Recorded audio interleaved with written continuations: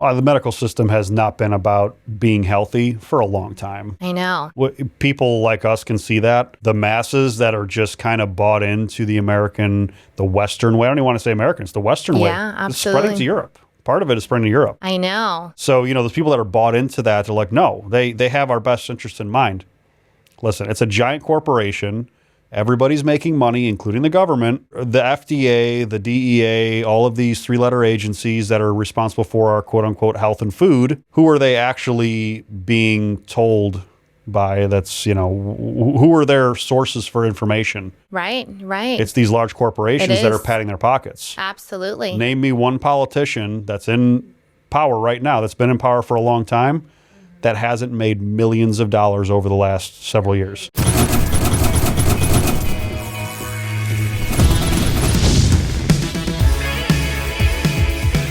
Introduce yourself for everybody listening and watching. Okay. Give me a little bit of background on you and how you became this foodie with these recipes. Give me a quick background on that. My name is Lauren, and I go by Fitglamcooks. To start off, though, basically, I've always been a foodie. I've always been into eating. Food is like my love language. It makes me so happy. Luckily, I had that solid foundation of my parents were super healthy. So that kind of was like implemented at a young age, thank God. As far as like becoming into food and nutrition and ingredient conscious, that happened later on when I moved to LA and I was surrounded by a bunch of like health gurus. Mm-hmm. And then I was like, wow, there's a huge difference between being healthy and then knowing ingredients and knowing like what you're consuming. As far as cooking and recipe creating, that happened a year ago. And that was just years of people telling me, Lauren, like you're always cooking, you're hosting, you love food. You should just like plunge into it, do it, and put it out there. Share your knowledge, share your recipe skills. Mm-hmm. Because I don't have any training. What I like to do is like if I go out to dinner, I'll kind of taste a recipe that I like. I will emulate those flavors at home and kind of curate it to a healthier tone background. So it's like more healthier fit, not as like bad ingredients. I'm more into minimal ingredients. So that's kind of how in a nutshell it started. Okay. You said you're a foodie. You said food is your love language. Yeah. You told me a story off camera about the first date. Yes. With your husband? Yes. Okay. Yeah. So give them that story because it's pretty intense. So on our first date, I met my husband when we were 15, high school sweethearts. He took me to Gators, Dockside, all you can eat wings. And he was like, oh, you're so petite, you're so tiny, you're just going to get like a salad. I was like, no, I actually ordered 55 wings and I ate all of them. No hesitation. There was like no shame. That's like one thing. I am not afraid to eat. I love to eat. I will throw down with anybody. I eat more than anybody I know. So that's how that whole thing started. And from that moment, he was like, oh my gosh, done. And for anybody not watching this and just listening to us on Spotify or Apple or whatever, you are a very petite person. Very petite. I mean, how tall are you? 5'4", and I weigh about 110, 115 is my happy spot. So you're tiny, and you can house 50 plus wings. Oh, yeah. It's amazing. Oh, yeah. And you know what's crazy, too? With my first pregnancy, I actually gained 85 pounds and 65 with my second. Wow. Yeah. Was it all belly? Oh, it was all belly. Yeah. Like people would come up to me and be like, are you having triplets? Not twins, triplets. Because your stomach was just so big. It was just like protruding out. And so it was nowhere else, just my stomach. So it was, and so to lose that weight, to like, that's how much nutrition plays such a part in that. But then also the funny story too is I never had proper training with cooking. Mm-hmm. And so when my husband and I first got married, I was so excited to be like a housewife. I was so excited to cook. I had this envisionment of like, oh, my husband's going to come home. I'm very traditional in that way. And I remember making chicken breast. So I had two types of salt. I had pink salt and white coarse salt. And I thought, this is glamorous. The pink salt's going to be beautiful. I'm just going to pour it all over the salt. There was about an inch thick of salt on each breast. Oh, boy. Didn't know my salt ratios, didn't know any of that at this time. So then to top it off, I sliced a lemon and I put it on top because I was like, aesthetically, this is perfect. Okay. Sat down. The first bite, I kid you not, it was like if you crash into the ocean and that salt water goes in your nasal passage and you can't breathe, that was the first bite of my chicken breast. That's how bad of a cook I was. And it's comical because people don't realize that when they look at my page, they're like, oh, who taught you how to cook? Where did you go to school? Trial and error, baby. Trial and error, because I was once the worst cook. That's usually some of the best cooks out there. Yeah. Like, do you think my grandmother has ever Points of gotten a cordon bleu? cooking lesson. She's never gotten a cooking lesson in her life. Yeah, sure. And it's like, my grandmother's 82 years old. I love that. She's 82 years old. She still works every single day at my family's bar and restaurant up in Cleveland, Ohio. Oh my gosh. She refuses to not work. Wow. But it was funny. But we were over at my mom's house, and she was asking my grandmother for a recipe. My grandmother can't really tell her because my grandmother just grabs stuff. I know. You know what I Isn't mean? that She's like, well, something? how much salt did you put in it? My grandma's like, whatever I picked up with my hand and put it in. I know. She knows the measurements by feel. Yeah. And then she knows it by taste. She's tasting the food as it Sure. goes. Yeah. She knows the stages. Isn't that wild? I know. That's how food really is supposed to be created, Absolutely. though. There's I know. that when you say follow the recipe. My wife was cooking some. She's like, I'm going to follow the recipe, and I'm smelling it was chili. Oh, I love No, chili. I'm like, there's something wrong. I'm like, there's something off in here. You know what I mean? And it was like the ratio of cumin. Very strong spice, right? Super strong, super potent, yeah. But you need a ton of it, in my opinion, in chili. I'll agree with you, yeah. And this chili just didn't have enough of it. I'm pouring cumin in there, and I'm stirring in loading a it bunch of pepper and stuff so I'm putting all this stuff in there. And we end up tasting, we're like, holy shit, that's really good. Yeah, it makes a difference. But if you would have followed just that basic recipe, it's bland, it's boring, Yeah. So that's what it's all about on creating food, creating flavors, things like that, Absolutely. which I see you do on your page all the time. Yeah, I do. But if you notice in my comment section, I will always say taste to liking because I love salt and I love flavor. Why is everybody afraid of salt here? I'm not. Sodium to me and salt, salt is one of my favorite ingredients. And actually, I don't ever look at sodium. I am big on ingredients. Sure. Sugar, I look at the ingredients. I don't really look at the calories, and I don't look at the sodium ever. Yeah. Ever. Didn't they go after sodium in the United States? Yes. Okay. Yeah, for And your heart. they were saying heart problems, blood pressure, and when I look at it, it's not the sodium that's the issue. I know. It's all of the seed oils. It's all of it's huge. all of the inflammatory foods that were being pushed. The food coloring. Oh, It's huge. Red 40. I know. Can we talk about where Please, that's derived from? please educate the people. I want to hear Red it. 40 is derived from petroleum. Think about that. Petroleum. And so when you think about that and you're consuming that, that is just progressing, ADHD, autism, depression. And they're looking at these markers and you're like, well, again, it's aesthetic purposes. In Europe, they don't have colored Gatorade in some places. They don't have, these are completely banned. In America, there's 1,600 ingredients that we use on a daily basis that are banned in Europe. 1,600. Think about that. And I wonder why I feel so good when I'm eating in Europe. And so you hear those people talking about when they go to Europe and eat the pizza and the pasta and they lose the weight and they even drink alcohol and because they're making it. I heard this doctor say years ago, I can't recall who he was, but he said, if you're craving an apple pie, make an apple pie. That just stuck with me because I was like, wow, it's almost like if you make it at home and you simplify it, even if it has sugar, which I'm not a sugar person. I use monk fruit or, I don't use stevia, but I'll use even honey or really good maple syrup sometimes. Yep. If you're making it at home, it still has way less ingredients than if you were to buy it in the store. And use the real sugar. Use real Absolutely. brown sugar. Don't Exactly. use the bleached white, highly Yes. processed Yes. with 8 other ingredients that don't make sense. I know. It's something. Let me ask you a question. Do you eat rice? I do. Okay. White or brown? White. Okay. I love that. I eat jasmine rice mostly. Love jasmine rice. Yeah. We recently switched. We were getting the big bags, and then we realized there's a couple little things in there that we didn't really like. Sketch. Little bugs? Were they I'm just bugs? looking. I'm like, no, the ingredients. Oh, the Because ingredients. it didn't just say rice. Oh, yeah. There was a See. couple little things, and I'm like, what the hell is that? I'm like, So we found another one. This is the problem, though. In the United States, it's so hard to eat minimally ingredient food. Well, because it's confusing for the mass. For the mass, they don't know ingredients. They don't know when you scientifically break down these ingredients, what it does to your body. They have no idea. And they look at a box and it's very, very confusing.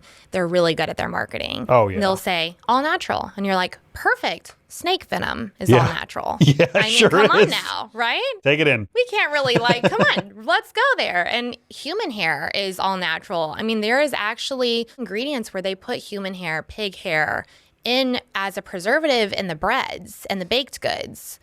And they're saying that a lot of that hair that they're putting in these baked goods comes from barbershops in China. What the hell? Disturbing. And it's like, well, if you don't know this, if you don't do the research like I have, I'm super big on this, but a lot of people aren't. So you're really led by these false misconceptions of like even giving your kids gummies and it says all natural, no artificial ingredients. But then you look at the ingredients and you're like, well, no, there's like way too many ingredients. And then even down to the meat too, because I get a lot of people ask like where I'm really big on meat, like quality, quantity. And there's a huge difference. People don't realize grass-fed, grass-finished. Because people will see that advertising. They're like, oh, I'm getting it's grass-fed. You know what that really means if you break it down? That means that that chicken could have had grass at one point in its life, not the entire time. They could have given the chicken before they slaughtered it, and they can still put that in the labels. Yeah. So think about that. Even with the organic stuff. I know. Organic doesn't always mean necessarily healthy either. No. I there's know. some quote unquote organic pesticides out there that they're putting on these vegetables that are more harmful than some of the other pesticides out there that are actually man-made. I know. So when I tell people, I'm like, hey, organic, not organic, I'm like, go to a farmer's market. Go to a local grower. Go to a local person who is actually treating their vegetables with love. Oh, yeah. Instead of the mass-produced. And you can taste it. Oh, yeah. Have you ever compared an organic, like fully grass-fed, grass-finished, vegetarian, free-range chicken compared to like a normal store-bought chicken? Have you compared it side by side? I will only eat chicken now there's a couple farms that I buy from. Or, believe it or not, and it's a little bit hard for some people here in Orlando to get to, but London House. Okay, yeah. London House Private Members Club only gets free range. I forgot what the feed is. Like the ratio? There's a feed ratio that they do, but the provider they get it from is from Europe. So the chicken breasts are this big. They're tiny. They're not the size of my forearm. You know what I mean? Yeah, I know. And you can taste the difference. It tastes like how chicken should taste. Right. Not like the mealy whatever. Do you ever get that chicken here? And it's like, it has like that texture. Oh, it's the texture that does Gross. it for me. It's gross. It really grosses me out. And in fact, I don't even have to tenderize my chicken when I buy really good quality chicken. I don't even need to, it doesn't even require a lot of seasoning, even though I love seasoning. Sure. And I love spice. But the taste, the texture, it's like astronomically different. Yeah. And so I tell that to people. And what's so wild, too, in places like the blue zones. Are you familiar with them? No, what's that? So the blue zones are different areas around the world where longevity usually is over 100. Okay. And they go and they study these people and like, how are they living past 100? What are their daily routines? What is their diet? There's a couple places, I don't know if I say it correctly, in Okinawa, Japan, island. Japan. There we go. There's a couple of people that reside there and they eat, white rice every single day. There's people in Sardinia who are eating the meat, but listen how crazy this is. The meat in Sardinia, they take such pride in how they feed their animals, take care of their animals before they eat their animals. Oh, yeah.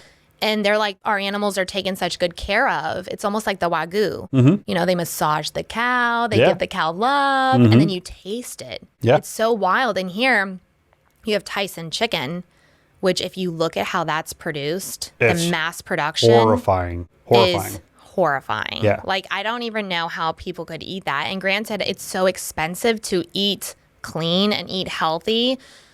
But I think at that point, I would just probably rather eat beans than eat that. Let's be honest. These Tyson chicken brands, these factory farm meats, they're not highly digestible. No, not at all. The meat is almost becoming toxic. Absolutely. You know? I'm 230 pounds, right? I'm a fairly large person.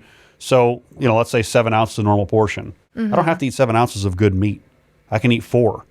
And I absorb the same amount of protein, nutrients, and everything. So, yeah, is it more expensive to buy the same amount of meat? Absolutely. Right. But you can probably cut your portions down and you're still getting the same nutrients, same protein content, everything. And you're helping yourself tremendously from a health perspective. This is what I ask people too. Would you rather spend the money now or further down the line when you're sick, you're depleted, you're on medication, because that's the American fix. That's like the one pill everyone, when you go to the doctors, they're like, oh, okay, there's a pill for everything. Oh, yeah. But they don't address the root cause. Have you had sunshine? Do you go outside? Do you move your body? Do you practice meditation? Do you have quiet time? Do you drink are you hydrated? Are you socializing? Those type of factors. And then you wonder why we're so sick, we're so depleted, and then we're so depressed, and we're, it just, to me, it's wild when you think about all of that. Yeah. Crazy. The medical system has not been about being healthy for a long time. I know. People like us can see that. The masses that are just kind of bought into the Western way. I don't even want to say American. It's the Western way. Yeah, absolutely. It's spreading to Europe. Part of it is spreading to Europe. I know. So, those people that are bought into that, they're like, no, they have our best interest in mind. Listen, it's a giant corporation. Everybody's making money, including the government, the FDA, the DEA, all of these three-letter agencies that are responsible for our quote-unquote health and food. Yeah, I know. Who are they actually being told by? That's, who are their sources for information? Right. It's these large corporations that are padding their pockets. Absolutely. Name me one politician that's in power right now, that's been in power for a long time, that hasn't made millions of dollars over the last several years. Bill Gates. Look at the land that he just purchased. I know. Isn't that to me, when I hear this, it's like red flag, red flag. How can you? And then he's behind Beyond Meat. Yeah. And all these falsified or Fox meats. And that's what I mean when I say people try to be healthy, but there's a huge difference between being healthy and being nutrient conscious and knowing your ingredients, because I know plenty of people who are and I have nothing against diets, to each his own, but Sure. I know people who are vegan and they're like, oh, I eat the Beyond Meat. It's so healthy. It's good for the planet. And you look at the ingredients, and I think the first few are canola oil. They're all seed oils. It's like eating just a recipe of inflammation. Yeah. That's what it is, essentially. I know very few vegans that are actually truly healthy. Right. I'm just going to say it out loud, and vegans can get mad at me. I have several friends that are vegans, and I go back and forth them all the time. Yeah. And these are friends that I grew up with. Yeah. And they're vegans, and I'll send them pictures of steaks and stuff like that, piss them off a little bit, just because I like to stir the pot. But then, we go back and forth on the health side. I'm like, you can't tell me that anything outside of a balanced diet is really, truly the most optimal way to eat. Right. We're built to be omnivores. We're not built to be vegetarians. We're not built like cattle. Right. We don't have a 3-chamber stomach. Well, look at our teeth. And look at our teeth. Yeah. And there's people that'll argue this. I know. They're blue in the face. Absolutely. But realistically, we are meant to be omnivorous. We probably eat way too much meat as it is. I think we probably should eat more vegetables and things like that.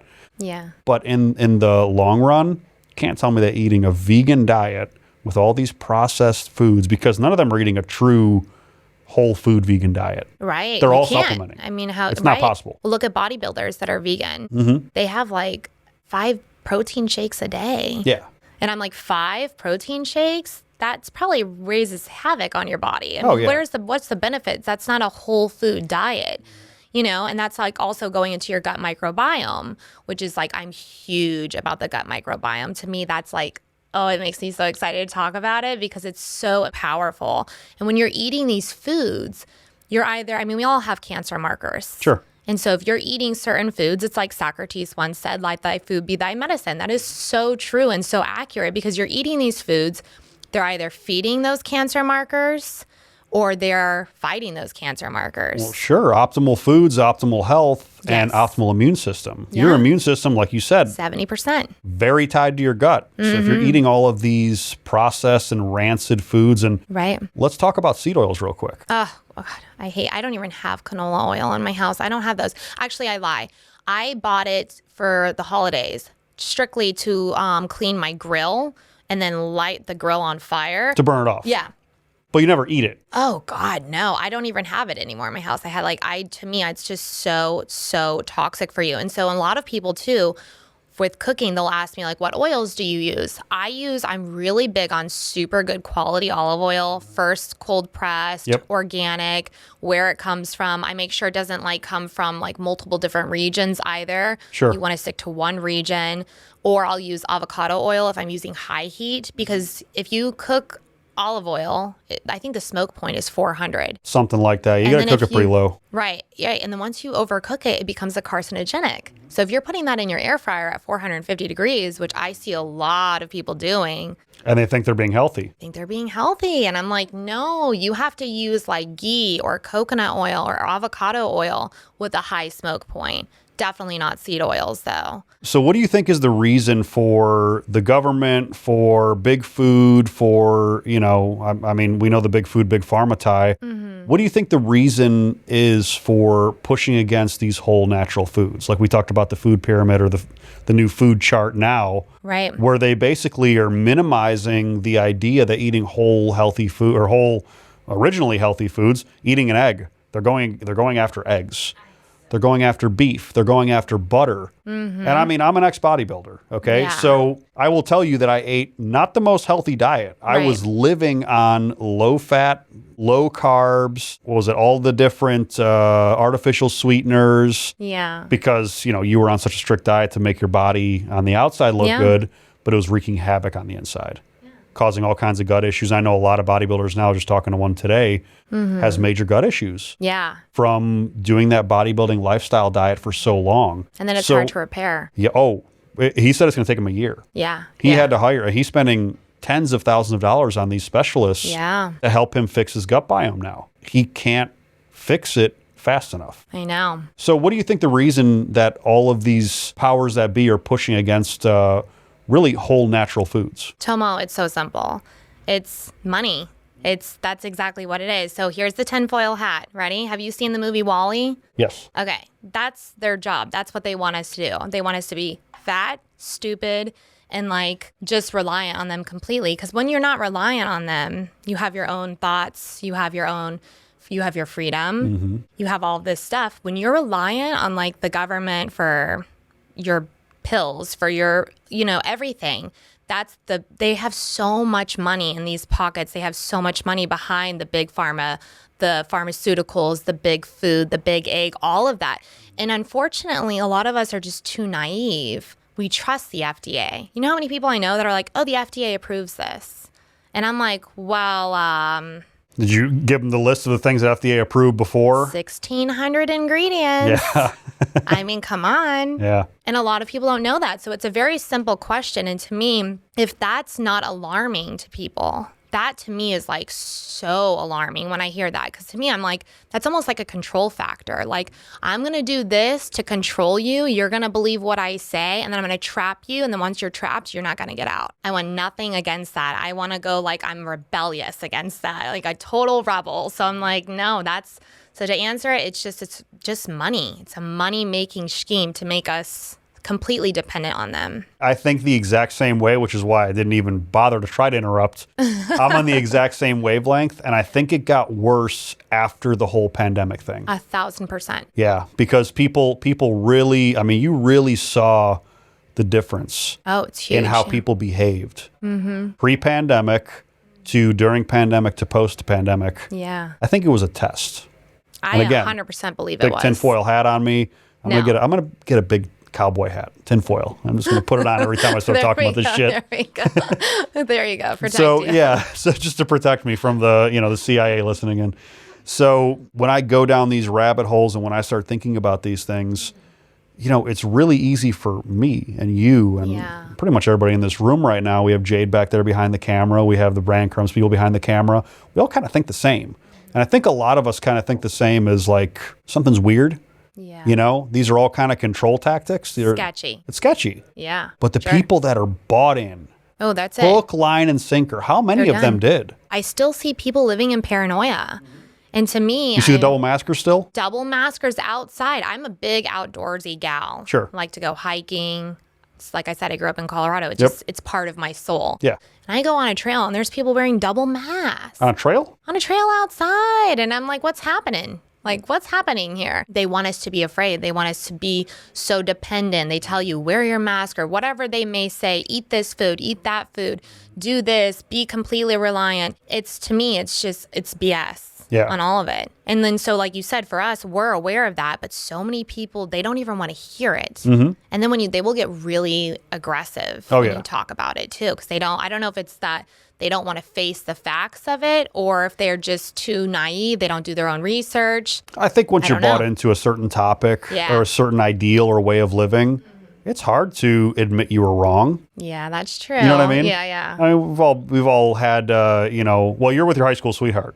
So you have not had relationships that have... No, we haven't had one fight, believe it or not. Not So one. listen, you guys are blessed. Congratulations. So Thank you. I will say about myself, and I have had exes, ex-girlfriends and things like that, where, you have these arguments and things, and, it's hard to admit you're wrong. Yeah. So those kind of relationship arguments, somebody's always wrong in the argument. Yeah. But usually it turns into a fight when somebody doesn't want to admit they're wrong or had a bad, had a bad take on a position. Yeah. So it's kind of the same thing. People don't like to be pointed at and be like, hey, the last 2 years, all the shit you've been doing, that was all wrong. Just kidding. Yeah, that was all wrong. You shouldn't have been wearing double masks. You maybe shouldn't have been triple vaxxed. You maybe shouldn't have locked yourself inside your house. I know. Closed your business. You need sunshine. You need to go outside. You need good water. You need socialization too. Socialization's huge. And I've heard so many people still, because of the mask and stuff like that, it's almost a way for people who are, not everyone who's introverted, but some people, I'm a super big extrovert. So when that was happening, that was, detrimental for me when it first happened because I love to socialize. I love to be around people. But you see people who are more quiet, more timid, and I almost feel like it's kind of their escape, to, still be that introverted way. Yeah. There's a healthy way to be an introvert. Believe it or not, I actually consider myself an introvert. Do you? I do. Do you? And I was talking to my wife about this, and she's like, oh, yeah, that kind of makes sense because my happy place a lot of times is really by myself. Maybe because I'm constantly around people. So you like to have that moment of just decompress? I mean, one of my favorite things to do is, and this is not healthy, I know this is a lot about health. One of my favorite things to do is go by myself, go to a cigar lounge, smoke a couple cigars. You like cigars. I've seen that, yeah. I love cigars. It's like my one vice. That's okay, yeah. I'm like, listen, if I'm gonna do anything horrible for me, I really don't drink. Yeah. I'm a very rare drinker. When I drink? When I go to Europe. Oh, because it's so different. It doesn't bother me. I don't get hungover. Really? I don't get hungover. I don't get inflamed. I don't have issues. Isn't that something? I was in Croatia and Bosnia for almost 2 weeks last summer, 22. Okay. Wow. So went there and my wife was astonished at how much I could eat and drink. She's like, I've never seen anybody. You're like, we're in Europe, baby. Yeah, that's what I said. She's like, I've never seen anybody eat and drink so much in my entire life. She's like, wow. You're never hungover. You really didn't get drunk because you're eating and drinking all day. Lunch, you have a glass of wine or you have a beer. You know what I mean? It's normal. It's normal. It's normality there for sure. For sure. We're here. Everybody's like, oh, you're drinking. You're an alcoholic. You're this and that. I'm like, 5 o'clock. Let's get wasted. I hate that. I hate that. I'm so over that. Yeah. I got over that in college. Yeah. You know what I mean? Yeah. So you don't feel like there has to be a time frame on when you drink or when you enjoy yourself? If you want to have a cigar at 10 o'clock in the morning, do you have to justify that? I love morning cigars. Okay. That's one of my favorite things about being who I am now. I never justify anything. And I never have to. I love that though. So that's powerful. my big thing is my internal happiness. Mm-hmm. So I've learned how to do this where I was always I was a police officer for 12 years before I got into business. Service. Thank you. I appreciate it. Yeah. So I was a police officer and I was always kind of on the bubble, right? You're always in the public. So you're in the public and you have to behave certain ways. You have to look a certain way. You have to act certain ways. And even when you're off duty, you're still kind of a cop. Yeah. I'm still wearing a gun. I still have a badge in my pocket. You know what I mean? You're like a machismo. But it's almost like a way of living. For sure. So it's a way of living and it's a way of being, and people get engulfed by it. And I did for a couple of years in my police career too. So it was funny. The first time that I actually felt comfortable in my own skin was about 4 days after I left law enforcement. Wow. Yeah. 4 days. I was on a cruise. I was a fitness model, competitive bodybuilder, did a little bit of acting, things like that when I was a cop. So that was like my little side stuff.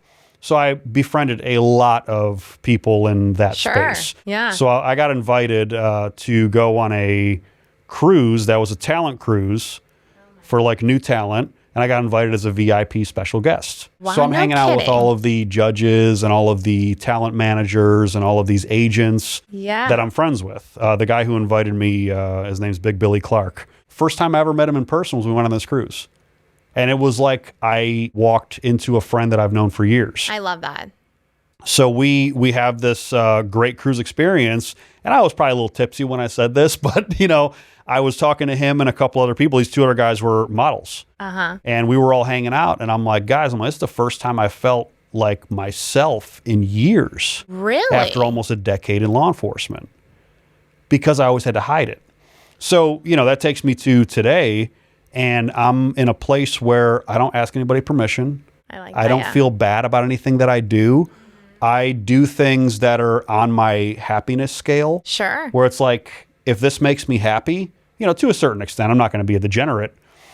But, if this makes me happy and it's on the trajectory of where I'm looking at success-wise, Yeah. So I always have goals and I always have dreams and aspirations, whether it's for the day, the week, the month, the year, or 10 years from now. So important. So when I set these goals, I look at it in a way of, is this going to further me or is this going to hinder me? I love it. Yeah. Oh, yeah. It's powerful. So is smoking a cigar at 10 o'clock in the morning, is that going to hinder me?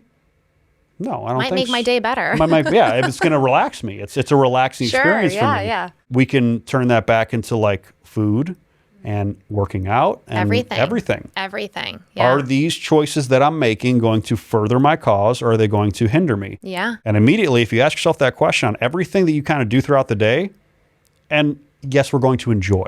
Of course. That's what life's Is about. having a couple glasses of wine going to hinder you? Maybe a little, but is there an enjoyment factor too? You have to live your life. Sure.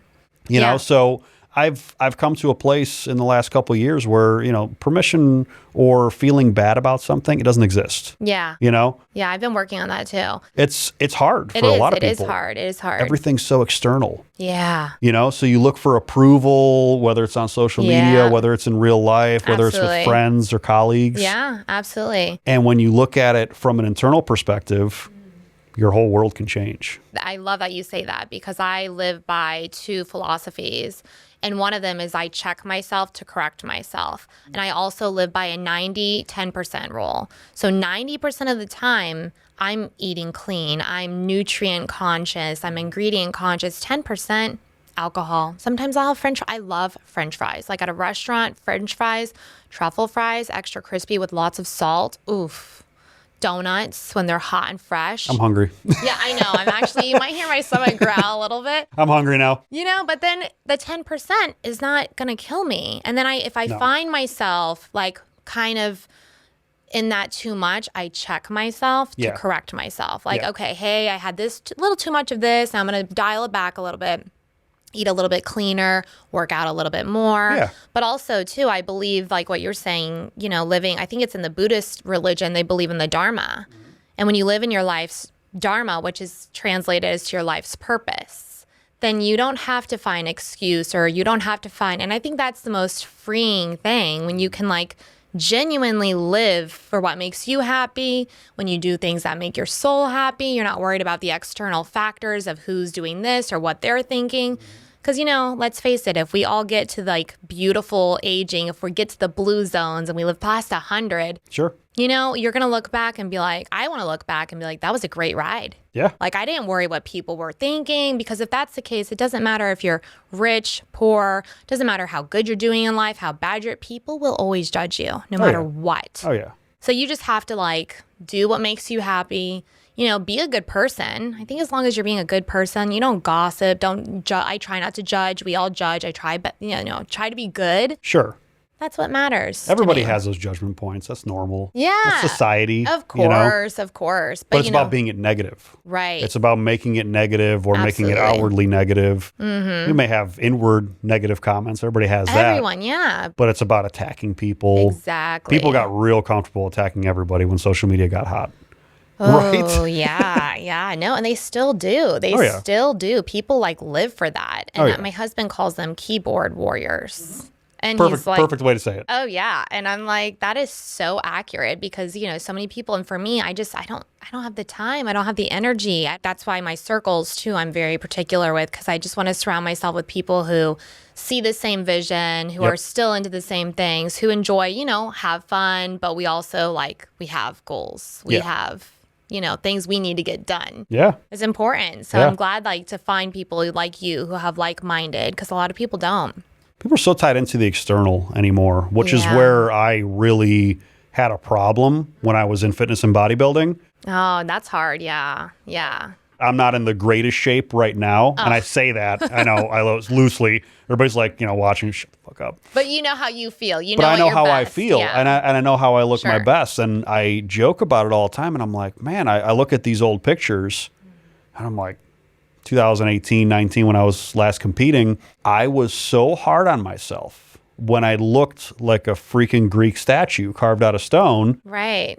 And I'm like, wow. And I thought I looked like shit. Wow. Because I'm comparing myself to an external ideal or to something that I'm making an external ideal. Yeah. I need to look like either a certain person or look like a picture in my mind that doesn't actually exist. Yeah. It's like the horizon line. Comparison. Well, it's like the horizon line. Right. No matter how far you walk, Yeah. what happens? You just horizon line keeps yeah, moving. Yeah. So Exactly. It doesn't stop. You never actually catch it. Yeah. I wish I had a grateful attitude back then like I do now.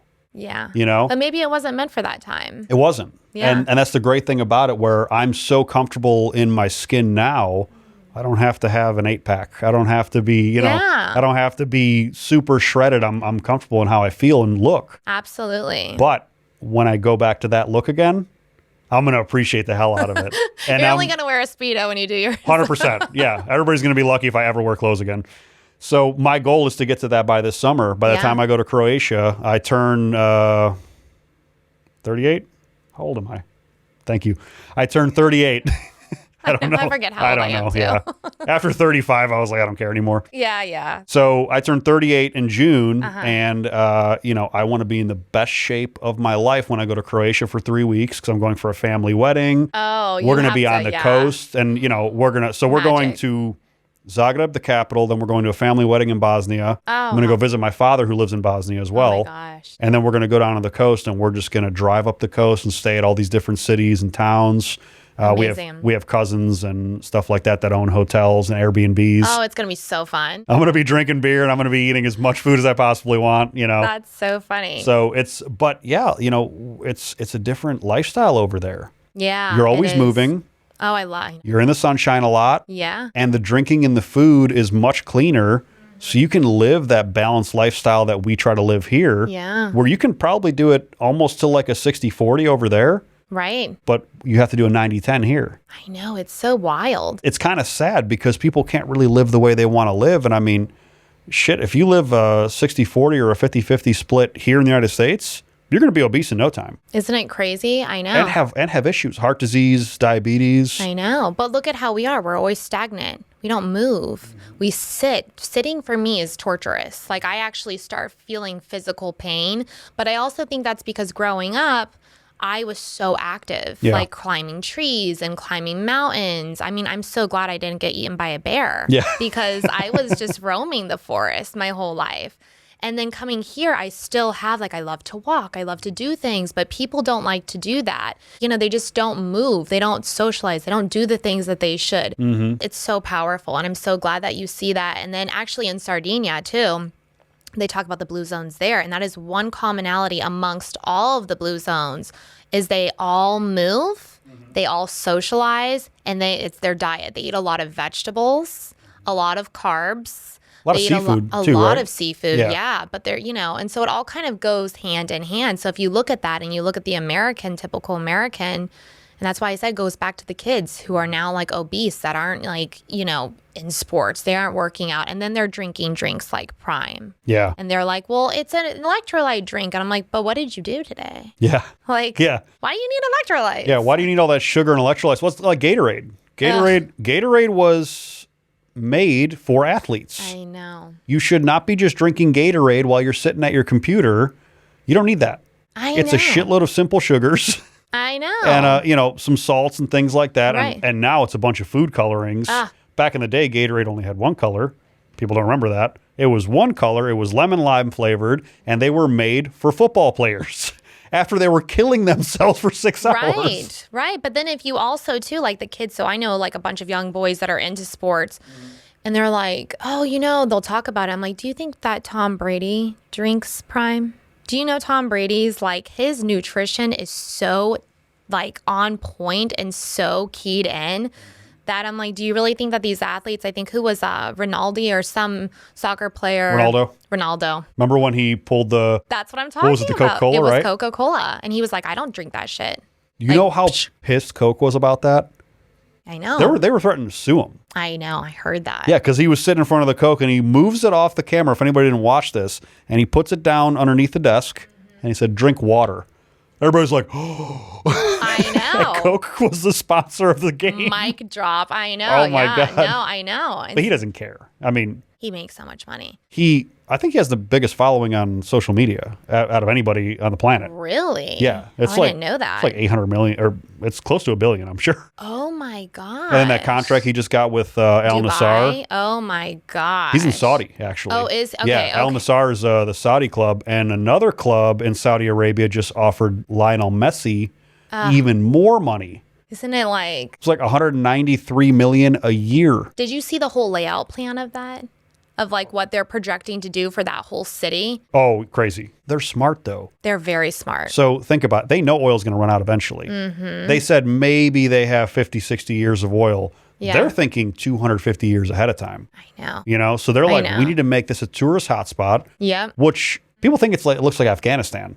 It does not. Right. I've never been there. They have coastline. Well, it's the same like the UAE. Have you ever been to Dubai? No. Man, it's beautiful. And their food is so good. Yeah, the food, I can imagine. It's so clean. It's so good. See, and a lot of them cook, though, too. And that's also why I wanted to tell you, too, is a lot of people ask me the question of, like, do you eat out a lot? Do you eat out a lot?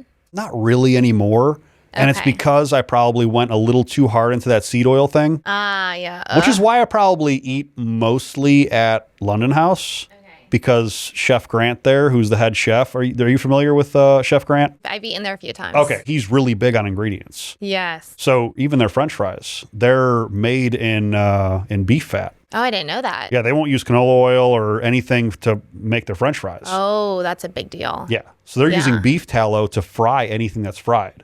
So you're talking about top quality ingredients. Sure. So if I eat out, I'm usually eating there because I know what's coming. I know where it's coming from. Yeah. There's a couple other restaurants that I trust in the area, but I mean, even if you go to these super high end restaurants, and I don't want to like totally call them out, but you know, there's the Eddie V's, there's the what's the place at the mall? Earl's? No, the steakhouse at the mall. Morton's? No. Capital Grill. Capital Grill. Uh-huh. We were asking them like, hey, what are you using to cook with, and what are you using to, you know, fry your fries and all that stuff? It's all canola oil.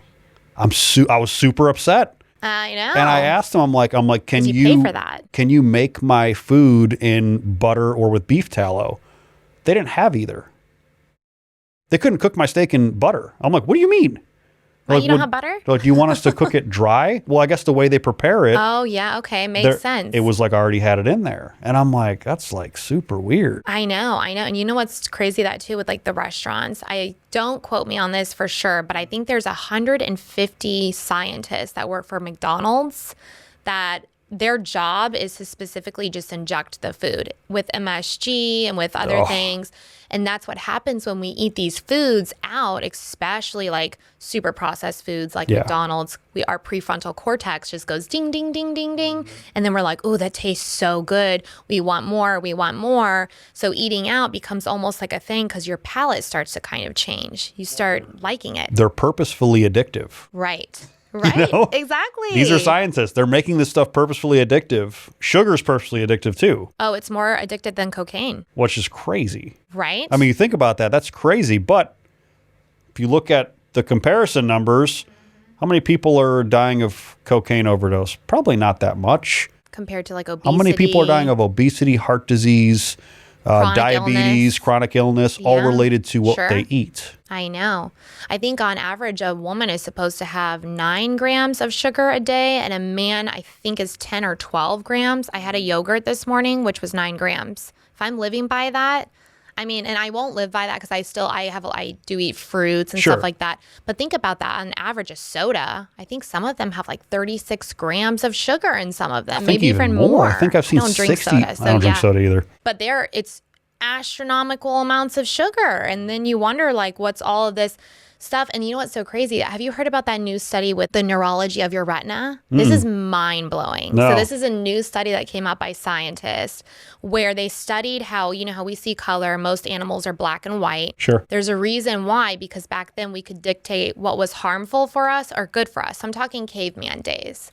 And you would Talking like berries and correct. Oh, okay. So you would see that, and you know, berries are colorful for a reason, like sweet potato, you know, all of these fruits and vegetables have their colors are for purpose. That's why they say eat the rainbow, you know, because you're eating all of these beneficial things. And so your eyes would dictate that. And now that's why they're saying too, why that's like cereals and like the super processed foods. That's why they use color, so much color, reds, blues, yellows, popping colors. Interesting. Because it's actually a scientific thing that was rooted deep down into our DNA. The neurology of the retina. Wow. Very interesting. I found Wow. that so fascinating. That's really crazy. It makes sense. Everybody thinks that we're so above. Mm-hmm. Like we're not. We're not. We have instincts. We have needs. We have Yeah. wants. We have hierarchies in our deep down, our DNA, and our Sure. genes, things Yeah. like that. Everything that's going on in the world right now, it's just fighting against it. It is. It's pushing against our natural instincts, and this is why people are depressed. This is why people Depressed, have confused. Yeah. Confused. This is you why know? people have so many mental health issues, physical health issues, confusion. You know, we can go down the rabbit hole on the whole confusion idea. I know where you stand with that. I stand there too. Yeah, it's I stand there. it's a hot topic. It is. It's a needed topic. I think a lot of people are like finally choosing to be a little bit more daring Sure. with these conversations because it's needed so much. You know, and to take it back to the DNA too, which a lot of people don't realize, you know, our DNA back then, we thought all root cause came from DNA. New science is starting to show that your DNA plays such a small role in chronic illness. Yeah. It's your environment. It's your nutrition. It's so much more. And then what you do, what you eat, like your whole environment can tap into your DNA and either open up those chains of DNA or silence those DNA chains. That is mind blowing to me. So on top of all of that, I mean, there's just so much with like nutrition and health and wealth and your mental well-being that I feel like I get so excited. That's why I was so excited to come on this podcast, because I could spend hours just peeling and divulging this because there's so much information to be shared and to talk about and to learn. And I think when people really start to have their eyes open, they're like, wow, that kind of does make sense. Because you ever feel good when you eat like a cheeseburger and fries? If you were to eat McDonald's right now, do you think you would feel good after Oh, that? feel horrible. I would feel terrible. Right. And I know this because on Saturday night, You ate McDonald's? no, wife and I got Five Guys, Oh, okay. which is a better alternative than McDonald's. sure. But it's still not great. Yeah, You know what I yeah. mean? It's still pretty How low. did you feel? Horrible. Yeah. Felt like complete shit. Like in the moment you felt good. Maybe even beforehand Oh, you were like, no. ooh, this is and a it was good idea. And it was funny. And my wife and I talk about these things in our brains and the way our body responds to chemicals and Yeah. and stimuli and things like that. And she said the next day she never craves like food like that. Is she a healthy eater? Oh, very. Okay. Everything. She didn't used to be. So when we met, I went through her entire house and I threw away everything processed, Wow. which was pretty much everything in the house. Okay. She never grew up eating real butter or real sugar. Tastes so good. Real butter. It's my She favorite. had butter on like bread for the first time like in the last year. Oh, it's the best. Never It's had like it. my favorite thing. That's the best thing in the I world. love it. Sourdough bread. Oh. Forget about it. So she cooks her own bread now. She bakes her own bread. I love it. Good for You know her. what I mean? I So she's love baking that. her own bread. She's making her own stews and soups and Good. killing it. You I know, love doing that. awesome. My I love brother's that. wife does that as well. My brother makes fun of her. He's like, she's a pilgrim, I swear to God. All she does is make food all day. It's the best. It's awesome. You know, It's and they the have best two little thing. they have two little kids. It's powerful. Well, it's so weird because I look at his soon to be 6-year-old daughter. She is way ahead of everybody else in her How so? classes, just the way her Oh, brain's okay. developing. Because how of nutrition, you think? 100%. 100%. So when I tell That's everybody, huge. I'm like, you know, people ask me all the time, how can I prevent all these health related issues? You know, I'm getting into my 40s and we see a lot of people at our medical clinics that deal with the hormone stuff. Oh, yeah, absolutely. I'm like, you can't really turn back the clock on that now. At this point, you're kind of to the point where you need to Sure. probably get hormone therapy to feel your best. Mm-hmm. But I tell them, I said, you need to prevent what is going to happen to your kids. nutrition, exercise, sunlight, Huge. water supply. I said, do all these things, because if you don't, we're going to see your kids coming to clinics like ours when they're in their mid-20s. Absolutely. And I'm already seeing it. We have patients coming in Really? that are in their mid-20s, even early 20s, that have detrimental hormone decline. Detrimental. They're not even developed. Their brain isn't even developed till they're in their late 20s. Absolutely not. No, yeah. So, people think, oh, you're an adult at 18. No. You're still developing and growing until you're about 28. Yeah. Maybe for some men, 38. Who knows? We're still kind of children for most of our lives. So when you look at it that way, and we have a person who's 25 years old, let's say, and they're coming in and they have the testosterone level of a 75-year-old man. Oof. Wow. That's a serious problem. And that's happening more and more often. It's more and more common. There's two sides to that coin. If you look at it from a business perspective, oh, great, we have a lot of patients. For me, I don't want them.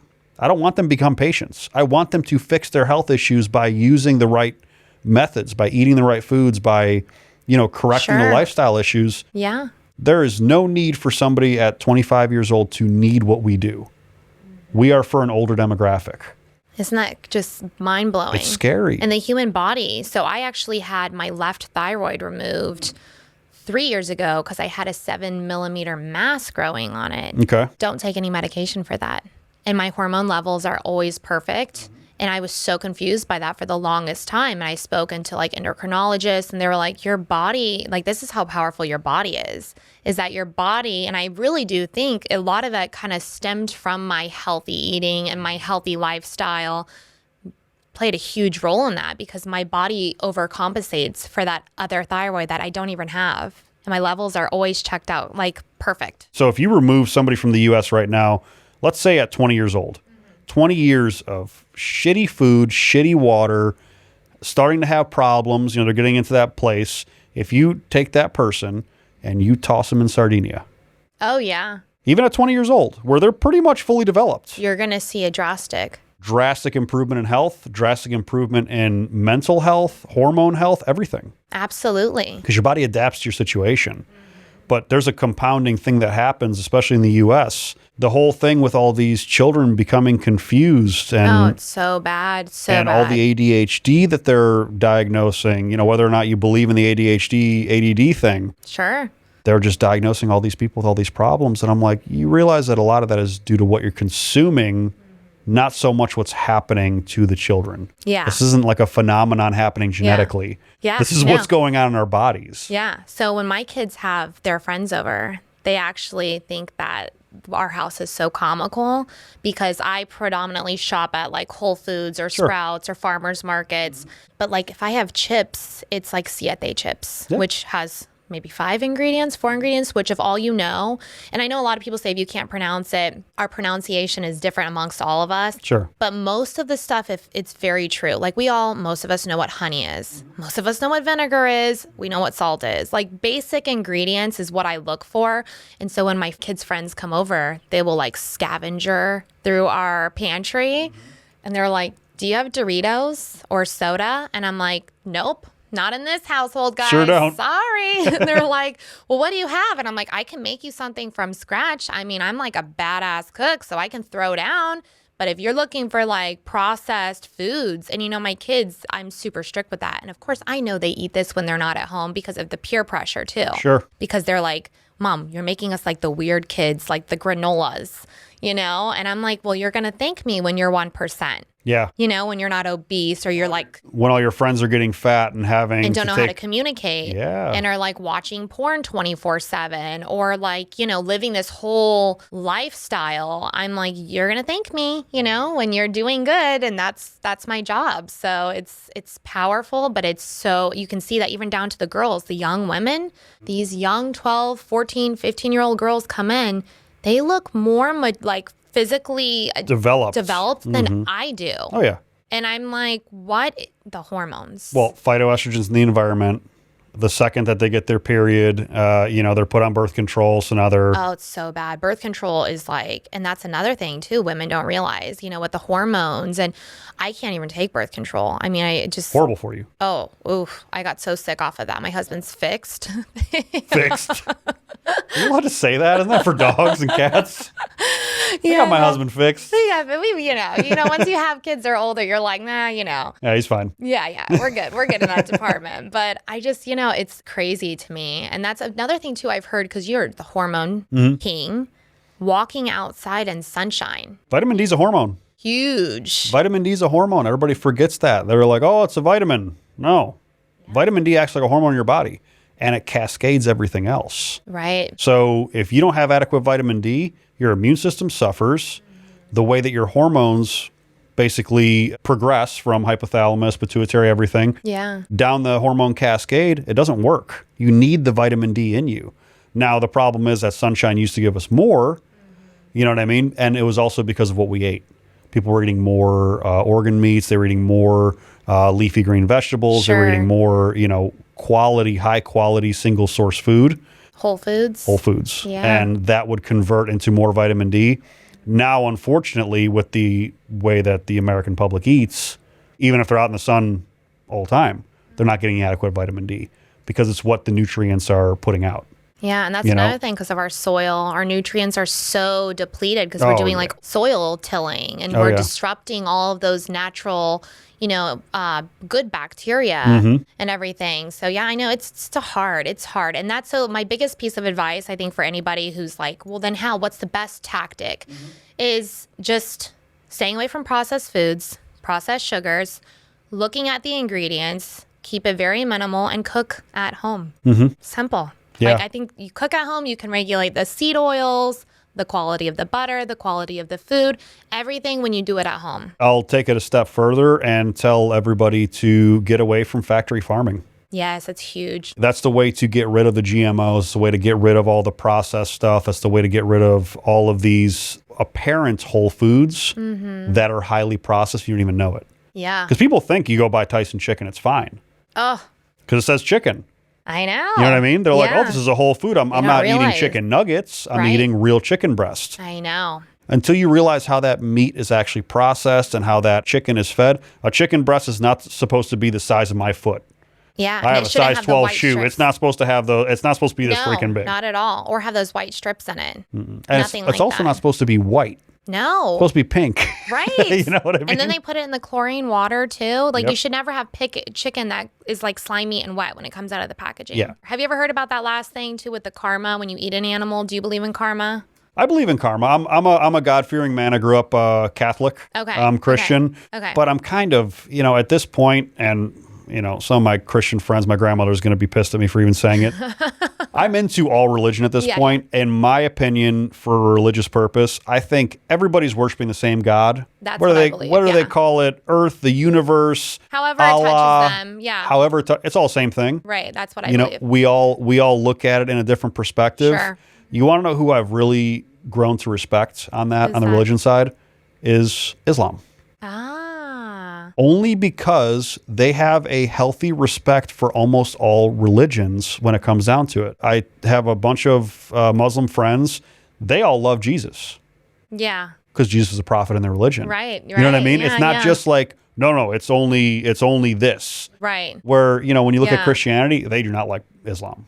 I know. I like the inclusion. I'm a man of all religions, of all things, I love the idea of karma. I think it's just different ways of saying the same thing. But did you hear about the karma of eating animals? What is that about? If you eat a chicken from McDonald's and how they kill the chicken and how they process the chicken, you're then taking on that karma of how that chicken died. Ooh. And that really hit with me. That was said by a super big health guru that I follow him. He's so knowledgeable. Okay. And he was like, think about that. And I was like, wow, that makes total sense to me, that you're taking, if that animal was tortured or they're kept in, I cannot stand looking at that factory farming stuff. It's sad to me. It is sad. I'm really big on animals. Yeah. I love animals, but I also eat animals. Yeah. I don't understand the vegan perspective of, animals are the same as us. I understand what you're trying to say. Yeah. It's not the case. Yeah. You know what I mean? Yeah. It's not the case. If we were in the African safari or something like that, or we're out there and it's how you survive. we're going to get eaten by a lion. Oh, yeah. 100%. And you're not going to win. Oh, no. humans not going to win against a fighting a lion. Absolutely. You are part of that food chain now. Yeah. And guess what? Humans aren't the top. No, I know. If you put a human out there in a loincloth Yeah. with a spear, you're not going to win against a lion pride. I'm sorry. It's just not going to happen. No. If you do, you're lucky. Yeah, You know? I know. It's true. Animals eat other animals. It's how it is. The entire, wild kingdom of this world Yeah. shows that that's what is occurring. I love this. This conversation has been like incredible because it's just so many important factors.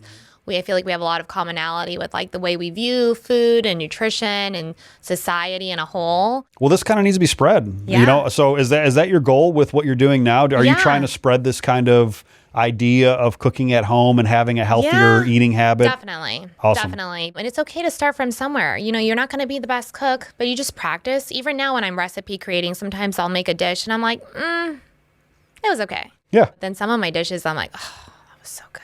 Yeah. And those are the ones that go on the I started scouring all the dishes that you post on Instagram are awesome. So Thank you. I'm looking at them. I think I send you a message maybe once a week. Yeah. Like, hey, Uber Eats that to the office. I need to have that. Yeah, no, but it is true. And that's my goal. And just to spread the awareness of nutrition and what it does and, the ingredients and what it plays a role on like our gut microbiome, not just our physical bodies, but our mental state. So everything stems from what you're intaking. Oh, yeah. Not just your food, your environment, what you're intaking, whether it's positive, negative, or what have thoughts. Everything's powerful. Yeah, exactly. So that's the goal. And that's why I love being on this podcast. I'll go back anytime you want. Oh, yeah. Well, next time I'm going to make you bring food. That's going to be the next goal. I will. Yeah. I will next time. We're going to do like a buffet style and we're going to eat on here. Taste test. That'd be awesome. That would be good, right? It'd be such a mess. Okay, so when you do these food things, and what's your Instagram so everybody can follow you? Fitglamcooks. Fitglamcooks. Okay. It's like fitness, glamour, and cooking. That's kind of like what I'm all about. Love it. Yeah. You look glamorous. You're into fitness, and obviously you're a great cook. So thank you. So I notice on your videos you're always eating. Always. And someone commented on one of your videos. Oh, God. Do you ever get like nervous about eating on camera? Yeah. And I think you responded to them, and you're like, nah. I get that question frequently. Really? Yes. Because I think a lot of people do find eating like in public or eating when they're around people odd. Recently, I had like a self-realization. I went to the mall and I was starving. So I ate in the food court. I found the healthiest option and it was so terrifying.